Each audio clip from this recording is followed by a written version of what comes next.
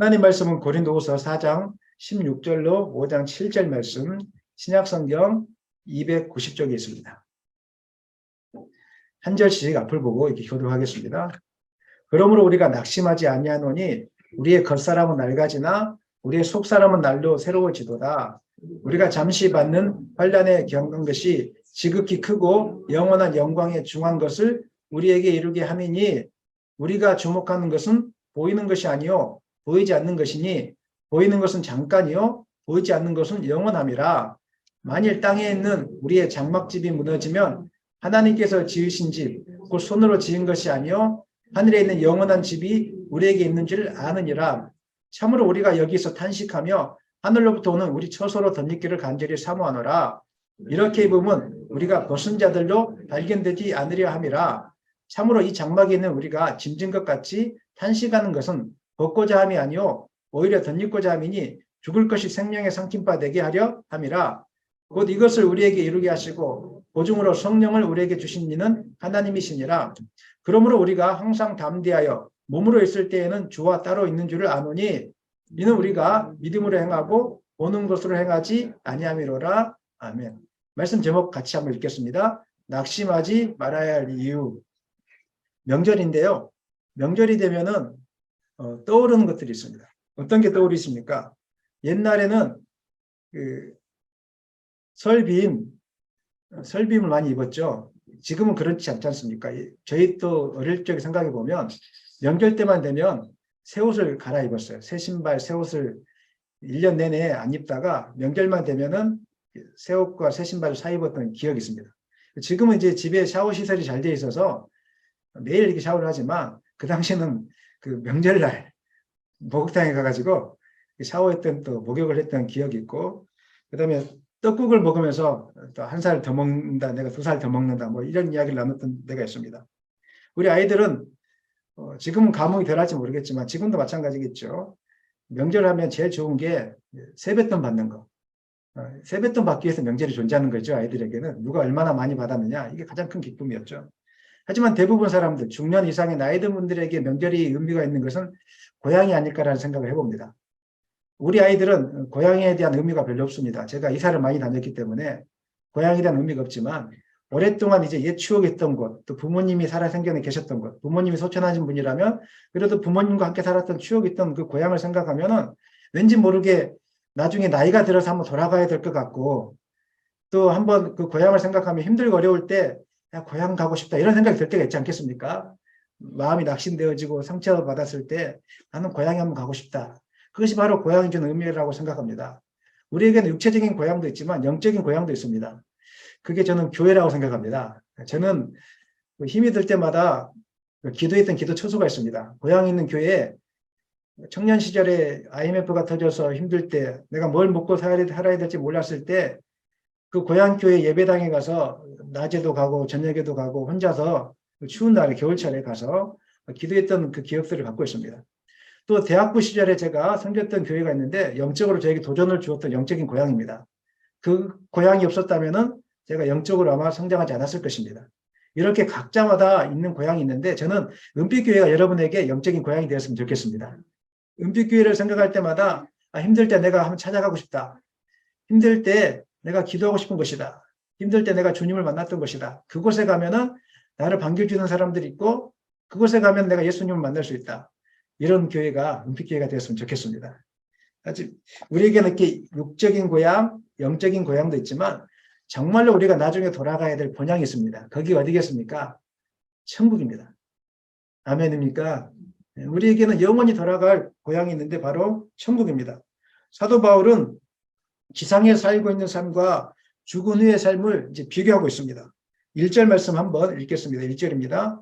만일 땅에 있는 우리의 장막집이 무너지면 하나님께서 지으신 집, 곧 손으로 지은 것이 아니요 하늘에 있는 영원한 집이 우리에게 있는 줄 아느니라. 땅에 있는 장막집은 우리의 육신을 지금 비유하는 말입니다. 우리가 땅에 일시적으로 텐트를 치는 것처럼 인간의 육신도 영원하지 않고 잠시 잠깐 있다가 덧입고 있다가 벗어나게 될 거라는 겁니다. 이 땅 육신은 영원하지 않다는 것입니다. 낡은 천막이 언젠가 해지듯이 우리의 육신도 나이가 들어서 늙어지고 해지고 흙으로 돌아가는 그런 시기가 오게 될 것입니다. 하지만 그리스도인들은 죽음으로서 끝나지 않습니다. 그리스도인들은 텐트 생활을 마치고 나면은 하늘에 있는 영원한 집에 들어가게 될 것입니다. 그리스도인들은 새로운 몸을 입고 주님과 천국에서 영원히 동행하는 삶을 살게 될 것입니다. 그 삶을 소망하기를 원합니다. 사도 바울이 갑자기 다른 이야기를 하다가 환난에 대한 이야기를 하다가 천국에 대한 이야기를 한 이유가 있습니다. 환난을 당하는 성도들에게 위로를 주기 위함입니다. 사랑하는 여러분, 세상에서 핍박당하고 세상에서 사업이 실패하고 몸이 병이 들고 하는 것마다 안 된 사람에게 뭐가 위로가 되겠습니까? 그 사람에게 위로는 다른 게 아닙니다. 영원한 하늘나라가 있다는 것. 너 천국에 가면은 하나님이 너를 기억하고 있어. 이 땅의 삶이 전부가 아니야. 이 땅의 삶을 평가하는 그날이 오는데 천국에 가면 하나님이 그걸 평가하게 될 거예요. 그러면서 하나님이 우리에게 이야기 주시죠. 김지수아, 너 잘못 산 삶이 아니야.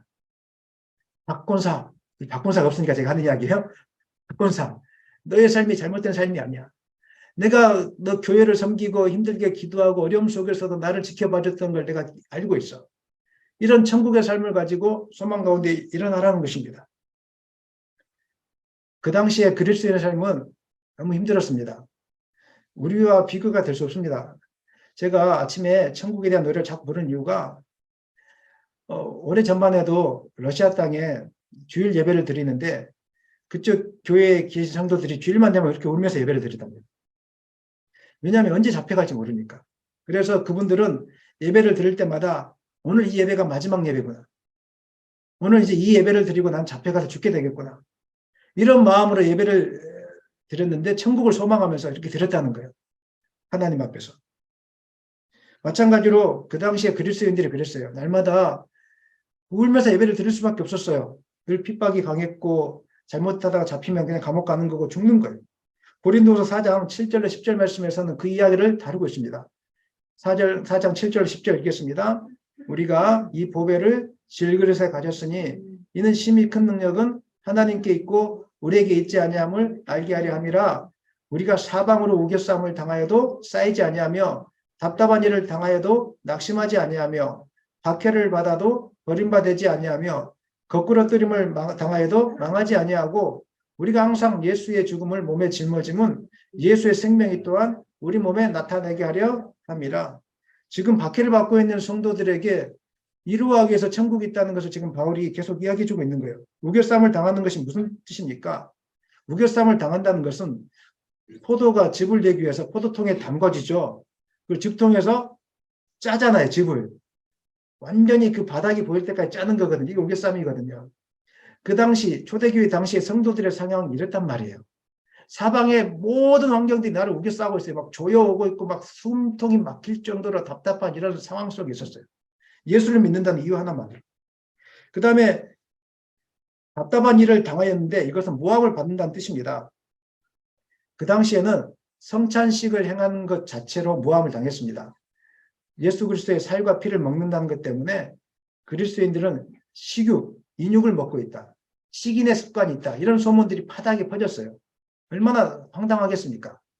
여러분도 세상 생활을 하다가 오해를 받으면 속이 상하지 않습니까? 나는 열심히 잘했는데 명절 때 속이 상한 이유는 나는 열심히 잘 섬겼는데 부모님이 나를 알아주지 않는단 말이에요. 그럼 또 속이 상해요. 서로 간에 또 형제들끼리 오해가 쌓여서 속이 상한단 말이에요. 세상에는 늘 그래요. 사단은 우리를 가만히 내버려 두지 않거든요. 명절을 이번 명절에도 그런 일이 있을 수 있습니다. 하지만 예수님의 이름을 물리치기를 소망합니다. 우겨쌈을 당하여도 답답한 일을 당하여도 답답해지지 않을 것이다. 이렇게 이야기하고 있습니다. 사도 바울은 거짓 사도라는 오해를 수없이 받았습니다. 복음을 전하는 곳마다 능력이 나타나고 기적이 일어나고 변화받는 사람들이 많다 보니까 유대인들이 와가지고 거짓 사도라고 거짓 가르침을 행한다고 이런 일들을 땅에 퍼진 거예요. 속이 상했어요. 이런 박해 속에서 사도 바울은 여러 번 죽을 뻔하였다 이렇게 이야기하고 있습니다. 그래서 초대교회 당시에 그리스도인으로 삶을 산다는 것은 죽음을 각오하고 사는 삶이었어요. 10절 말씀에서 바울은 항상 예수의 죽음을 몸에 어떻게 한다고요? 짊어진다고 이야기하고 있어요. 그러니까 항상, 가끔씩이 아니고 항상 매주일 예배 시간마다 죽기를 각오하는 거예요. 여러분들은 오늘 어떻게 나왔습니까? 아무 생각 없이 나올 수 있고 그냥 예배 시간이 됐으니까 나올 수도 있어요. 하지만 사도 바울이 예배를 드릴 때 그 순간에는 적어도 죽음을 각오하고 나왔다는 거예요. 그리고 복음을 전할 때마다 죽음을 각오했어요. 우리는 어려운 일이 있으면 회피하려고 하잖아요. 근데 사도 바울은 당당하게 죽음을 각오하고 나갔다는 거예요. 왜 그랬을까? 천국이 있었기 때문에.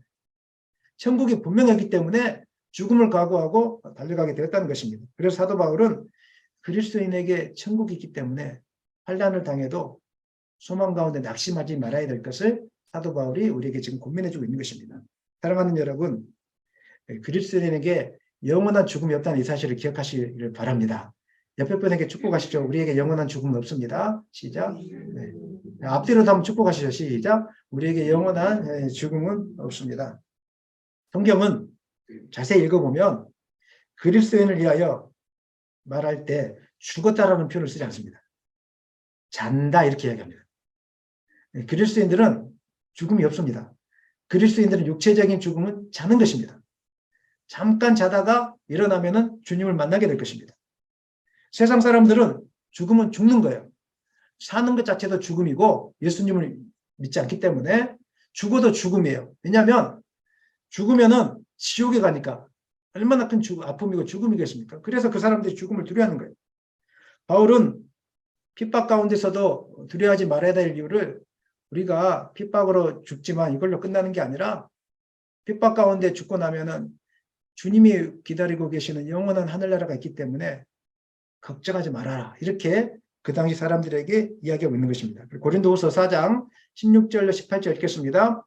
그러므로 우리가 낙심하지 아니하노니 우리의 겉사람은 낡아지나 우리의 속사람은 날로 새로워지도다.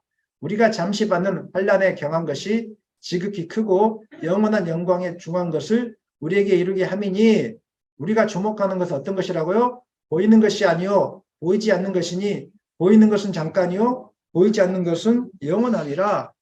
사도 바울은 전도 여행을 하면서 수없이 매를 맞았습니다.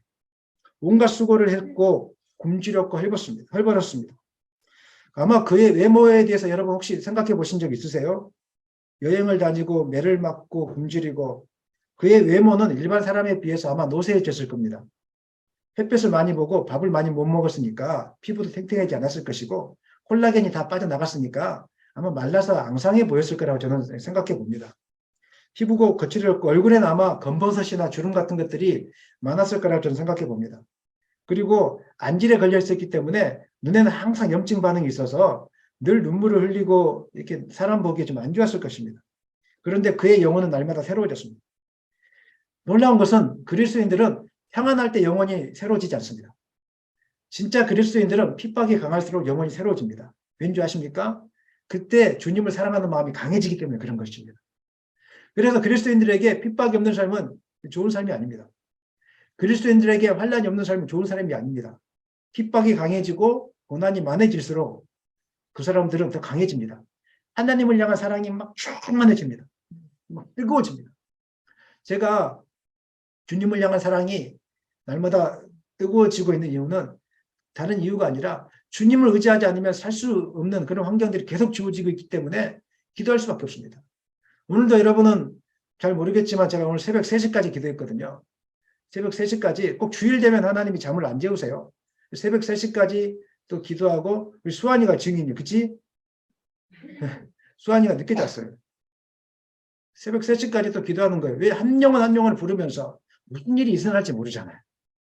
저는 조마조마해요. 한 영혼 한 영혼 부르면서 하나님 오늘 이 예배 시간에 명절에 가 있는 영혼들, 예배당에 나오는 영혼들, 또 우리 권사님 자녀분들 다 이름을 불러가면서 하나님 역사해달라고. 나에게 주신 사명이 그거니까. 기도하지 않으면 또 무슨 일이 생길지 모르니까. 예배가 어떻게 될지 모르니까 끊임없이 기도하는 거예요. 그러니까 기도하다 보면서 마음이 뜨거워져요. 주님을 향한 사랑이 충만해지는 거예요. 사랑하는 여러분, 환난을 당하고 있습니까? 주님의 사랑이 깊어질 때라는 겁니다. 아, 난 환난을 당했구나. 나는 뭐 이제 끝났구나. 이렇게 생각하지 마십시오. 하나님께서 여러분을 깊이 만나게 해주려고 그런 환경을 열어주신 거예요. 우리는 고난이 없으면 주님을 찾지 않아요. 고난이 있는데 주님을 찾다 보면 하나님을 향한 사랑이 깊어져요. 중국에 있는 교회들 보면 지금은 이제 문이 닫혀서 들어가지 못하지만 러시아나 중국이나 지금 북한 땅에 있는 교회들 한번 생각해 보십시오. 북한 땅에 있는 성도들이 어떻게 지금 예배드리고 있겠습니까? 우리처럼 편안하게 찬송을 부를 수 있겠습니까? 부르지 못합니다. 그분들이 한국 땅을 위해서 오래전에 기도하고 있는 그 기도 제목을 제가 들었는데 그 기도 제목이 뭐냐면 한국 땅에 있는 백성들, 성도들이 깨어서 하나님을 만나게 해달라고. 저 사람들은 그냥 한국 땅에 있는 사람들은 너무 부유하게 살아서 하나님을 만나지 못하고 진짜 교회가 아닌 것처럼 여겨지니까 오늘 북한 성도들처럼 정말 뜨겁게 하나님을 만나게 해달라고 기도한다는 그 기도 제목을 제가 오래전에 기독교 라디오 방송을 통해서 들은 적이 있습니다. 핍박이 있으면 눈이 살아있습니다. 핍박이 없으면 눈이 동태 눈이 됩니다. 삶의 어려움이 많고 병 가운데 있잖아요. 영적으로 뜨거워지는 계기가 될 수 있습니다. 사랑하는 여러분, 오늘 핍박 가운데 천국을 소망함으로 영적으로 뜨거워지는 역사가 있기를 소망합니다. 5장 2절부터는 바울은 천국으로 옮겨질 때 어떻게 옮겨질 것인가 그 이야기를 하고 있는데 2절, 3절 말씀 읽겠습니다. 참으로 우리가 여기에서 탄식하며 하늘로부터 오는 우리 처소로 던지기를 간절히 사모하노라. 이렇게 입으면 우리가 벗은 자들로 발견되지 않으려 함이라. 첫 번째로 사도 바울은 우리가 천국 가는 것을 이 세상의 상태에서 하늘나라의 상태로 바뀌는 것 이렇게 이야기하는데 그걸 덧입는다 이렇게 표현하고 있습니다.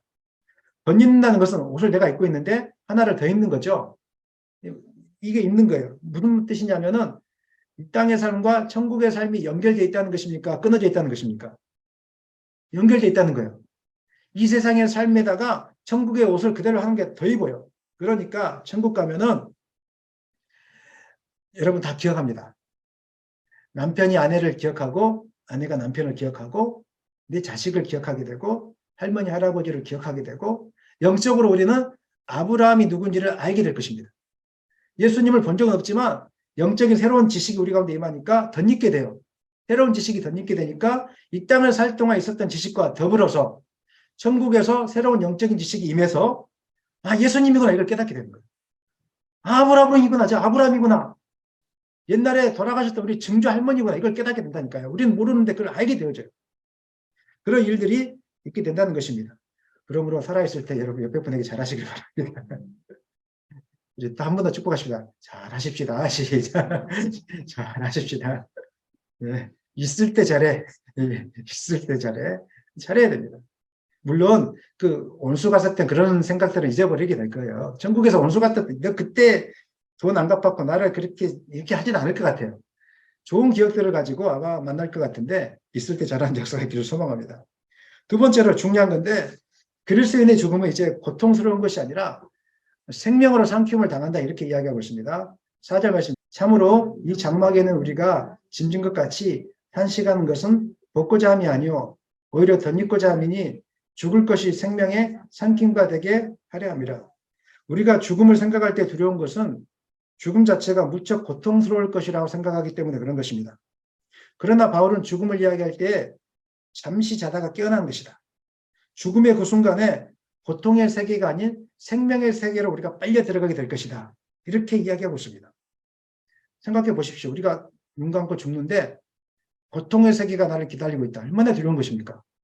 근데 눈 감고 있는데 생명의 세계, 밝은 빛 가운데로 빨려 들어간다. 얼마나 감사한 일이 되겠습니까? 그 이야기를 하고 있는 거예요. 이 땅의 사람들이 죽음을 두려워하는 이유는 알아요. 하나님을 부인해도 알아요. 하나님이 계시다는 걸 알고 있고 두 번째는 끝나고 나면 죽음의 세계, 고통의 세계로 빨려 들어갈 것을 이미 알고는 있어요. 근데 고집이 세서 마음이 강팍해서 그것을 부인할 뿐이에요. 제가 실제로 임종을 많이 지켜봤습니다. 많은 분들이 임종을 이제 죽음을 이렇게 하고 있는데 하나님 안 믿는 사람들은 정말 죽음을 두려워합니다. 얼굴이 경색이 돼요.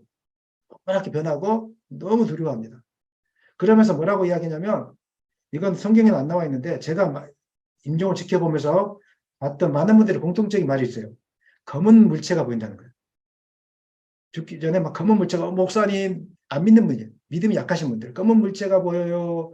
무서워 죽겠어요. 그러는 거예요. 그러면 제가 알죠. 사탄이 왔구나. 그러면 제가 가서 예배를 드려. 걱정하지 마세요.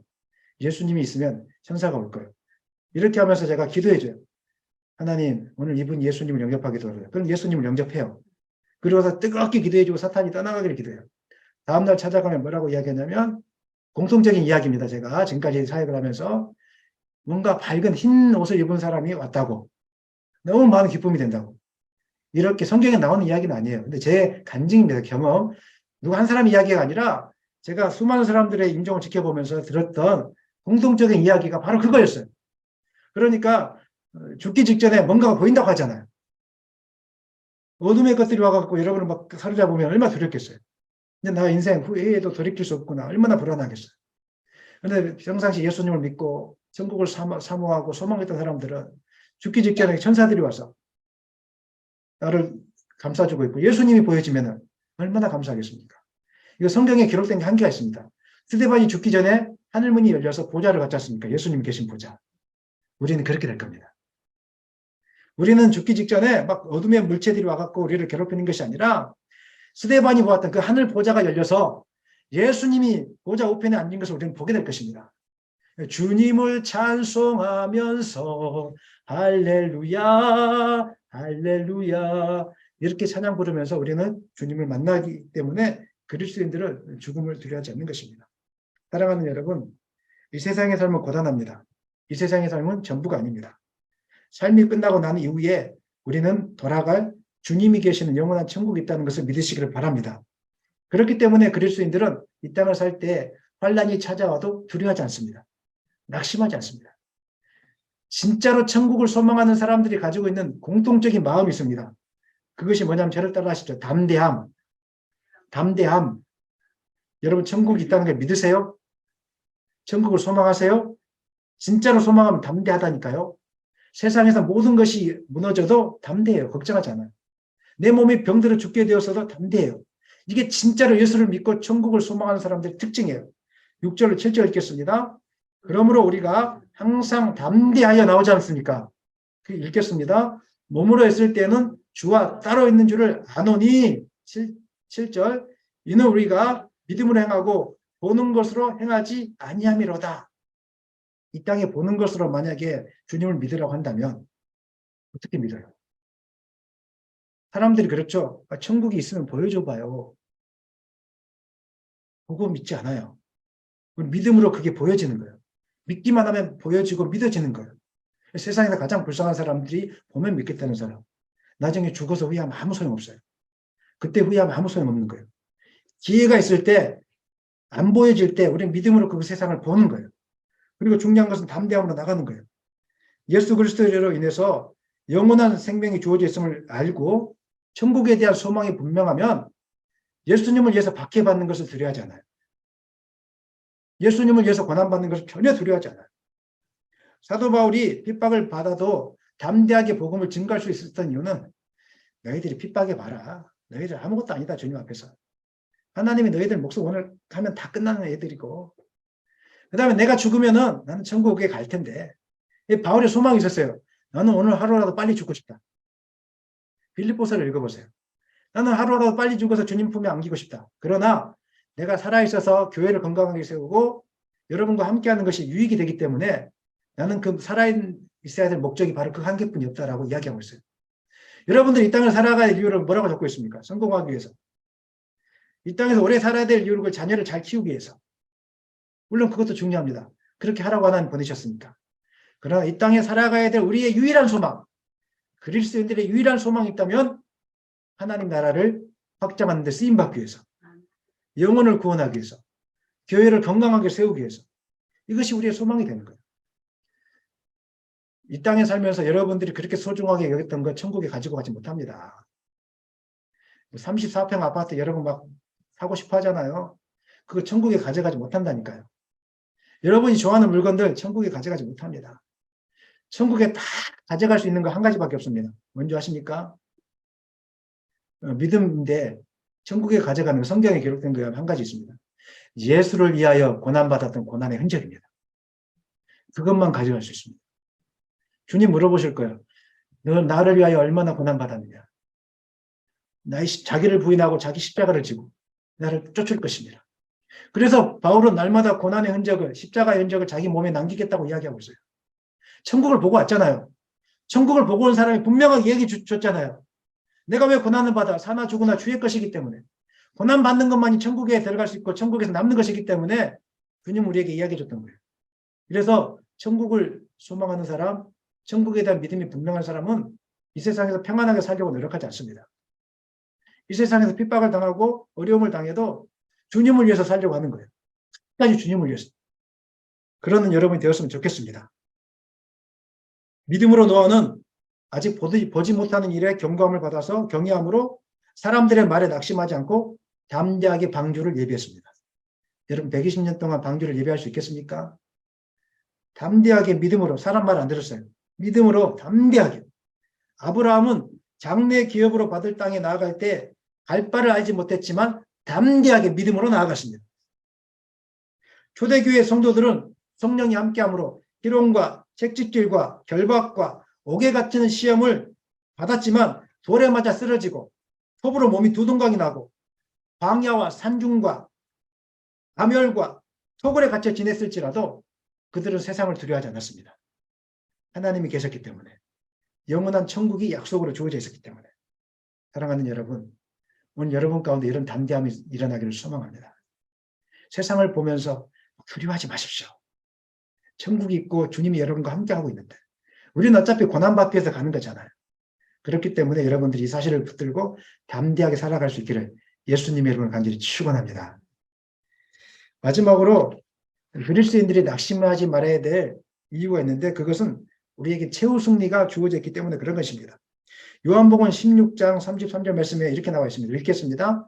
세상에서는 너희가 환난을 당하나 담대하라 내가 세상을 이겼노라. 우리가 세상에서 고난을 당할 때 하나님은 악을 선으로 바꾸시는 분이십니다. 믿으십니까? 사도행전 8장에 보면 예루살렘에 핍박이 나서 그리스도인들이 유대 땅과 사마리아 땅으로 다 흩어졌습니다. 그때 그리스도의 복음은 다 끝이 난 줄 알았습니다. 근데 하나님은 악을 선으로 바꾸셨습니다.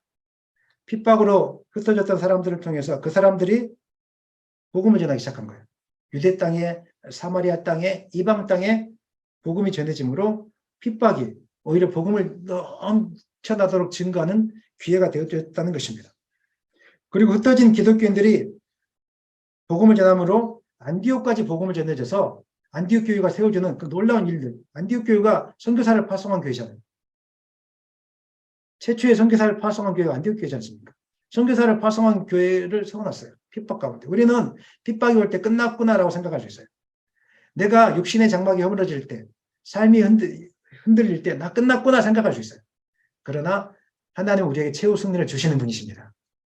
주님만 붙들고 나아가면 반드시 최후 승리가 우리 가운데 주어져 있습니다. 세상은 끝났다는 소리에 세상이 너는 끝났어 이 말에 여러분 귀를 기울이지 마십시오.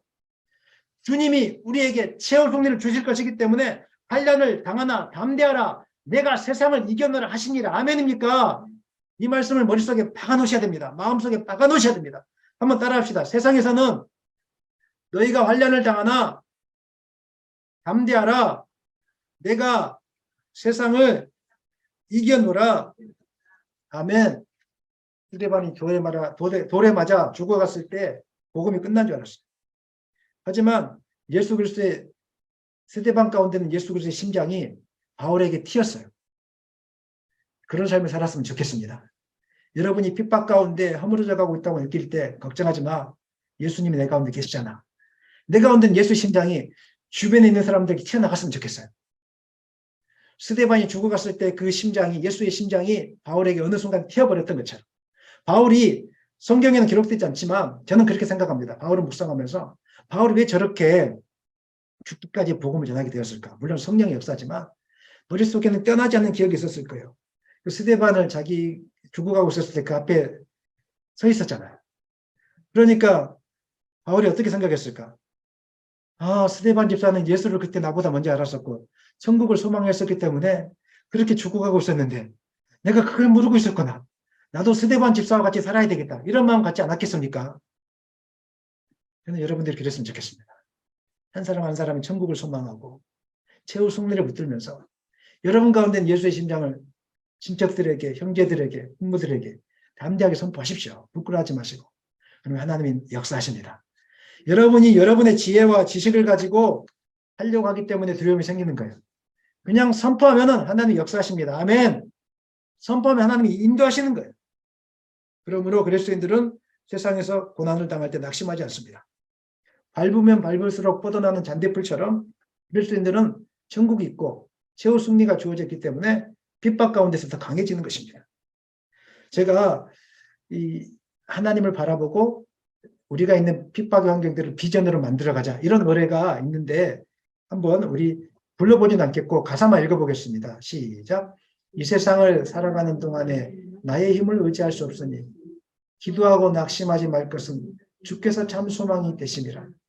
하나님의 꿈이 나의 비전이 되고 예수님의 성품이 나의 인격이 되고 성령님의 권능이 나의 능력이 되길 원하고 바라고 기도합니다. 사랑하는 여러분, 말씀 마무리하겠습니다. 절대로 무슨 일이 있어도 낭망하지 마십시오. 여러분들이 있는 그 낙심의 환경은 하나님의 꿈을 실천하실 수 있는 장소가 될 것입니다.